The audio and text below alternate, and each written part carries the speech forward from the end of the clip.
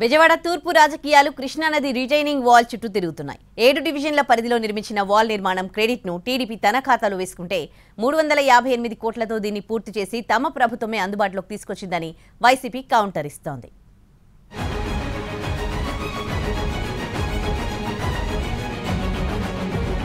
బెజవాడ తూర్పు నియోజకవర్గంలో retaining wall నిర్మాణం వైసీపీ టీడీపీల మధ్య పొలిటికల్ వార్కు వేదికగా మారింది. నియోజకవర్గంలో మొత్తం 21 డివిజన్లు ఉండగా ఇందులో 7 డివిజన్ల పరిధిలో కృష్ణానది పరివాహక ప్రాంతం విస్తరించి ఉంది. కృష్ణానదికి వరద నీరు వచ్చినప్పుడల్లా కరకట్టపై నివాసితులంతా పునరావాస కేంద్రాలకు వెళ్లడం ఎన్నో ఏళ్లుగా జరుగుతూ వస్తోంది.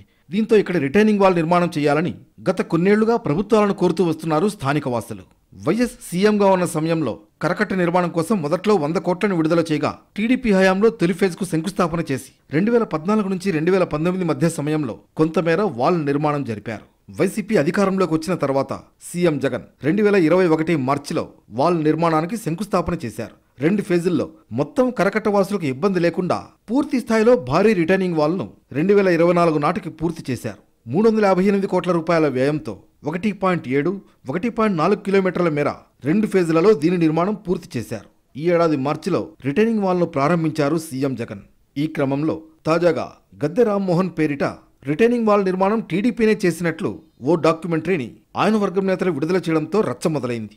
దీనికి దీటుగా అవినాష్ వర్గం కౌంటర్ ఇవ్వడంతో వాల్ చుట్టూ రాజకీయాలు తిరగడం మొదలయ్యాయి. అసలు టీడీపీ హయాంలో చేసిన పనులకు సంబంధించిన నిధులు కూడా వైఎస్ హయాంలో రిలీజ్ చేసిన 100 కోట్లేనని వైసీపీ నేతల మాట. అప్పుడు వైఎస్, ఇప్పుడు జగన్ నిధులను విడుదల చేసి కరకట్ట వాల్ను నిర్మిస్తే దాన్ని ఎమ్మెల్యే గద్దె రామ్మోహన్ తన ఖాతాలో వేసుకోవడం సిగ్గుచేటని విమర్శిస్తున్నారు స్థానిక వైసీపీ నేతలు. మొత్తం రిటైనింగ్ వాల్ నిర్మాణం అంశం బెజవాడలో టీడీపీ వైసీపీ మధ్య అగ్గిరాజేసింది.